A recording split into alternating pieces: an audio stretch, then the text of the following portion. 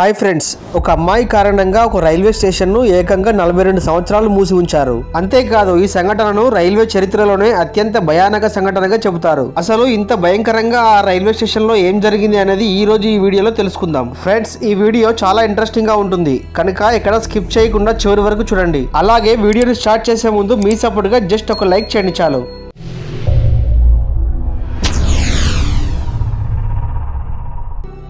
అది పశ్చిమ బెంగాల్లోని కురోలియా జిల్లా. అక్కడ నుంచి 50 కిలోమీటర్ల దూరంలో ఒక చిన్న గ్రామం ఉంది. ఆ గ్రామం పేరు బేగున్ కొండార్. ఆ గ్రామంలో ఒక చిన్న రైల్వే స్టేషన్ ఉండేది.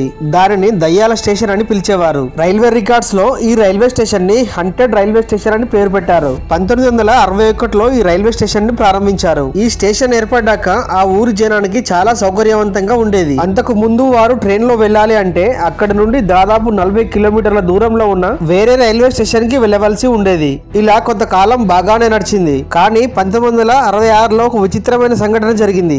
ఈ రైల్వే స్టేషన్ లో స్టేషన్ మాస్టర్ గా మోహన్ అనే వ్యక్తిని నియమించారు.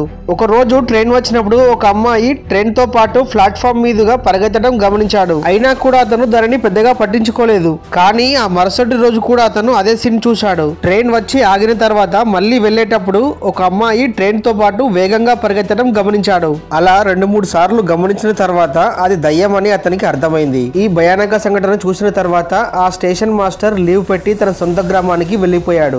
అయితే ఇక్కడ మరొక విచిత్రమైన సంఘటన ఏంటి అంటే, ఊరికి వెళ్లిన తర్వాత ఆ స్టేషన్ మాస్టర్ మరియు అతని కుటుంబం అనుకోని సంఘటనలో అందరూ కూడా చనిపోయారు. అతను చనిపోవడానికి కొద్ది గంటల ముందు అతనికి స్టేషన్ లో కనిపించిన ఆ సంఘటన గురించి ఆ గ్రామ ప్రజలకు చెప్పాడు. అలా ఆ స్టేషన్ గురించి అందరికీ తెలిసింది. కొన్ని రోజుల తర్వాత మరో కొత్త స్టేషన్ మాస్టర్ ని అక్కడ నియమించారు. అతనికి కూడా అక్కడ అదే విచిత్రమైన సంఘటన ఎదురైంది. ఆ తర్వాత రోజు తాను అక్కడ పని చేయలేను అని తన పై అధికారులకు తేల్చి చెప్పేశాడు. ఇలా అక్కడ ఏదో ఒక దయ్యం ఉందని అందరికీ అర్థమైంది. ఆ తర్వాత ఆ గ్రామ ప్రజలు కూడా ఆ రైల్వే స్టేషన్ కి వెళ్లటం మానేశారు. వారంతా కూడా గతంలో లాగే 40 కిలోమీటర్ల దూరంలో ఉన్న వేరే రైల్వే స్టేషన్ కి వెళ్లటం మొదలు పెట్టారు. ఇలా ఈ రైల్వే స్టేషన్ దయ్యాల స్టేషన్ గా ఫేమస్ అయింది.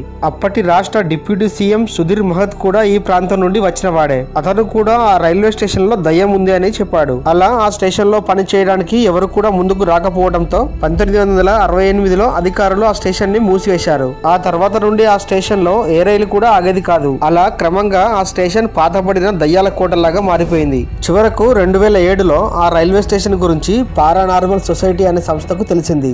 వారి బృందంతో ఆ రైల్వే స్టేషన్ కి చేరుకున్నారు. వారు ఆ ఊర్లోకి రాగానే ఆ గ్రామ ప్రజలు ఈ స్టేషన్ గురించి చెబుతూ ఇక్కడ దయ్యాలు ఉన్నాయని, కొన్ని సంవత్సరాల క్రితం ఒక అమ్మాయి రైలు కింద పడి చనిపోయింది అని, ఆ అమ్మాయే దయ్యంగా మారిందని ఇలా రకరకాలుగా చెప్పడం మొదలు పెట్టారు. ఆ రైల్వే స్టేషన్ దగ్గరలో ఉండే చెట్టు పైన ఆ అమ్మాయి ఆత్మ కూర్చొని ఉంటుందని చాలా మంది చూసామని కూడా చెప్పారు.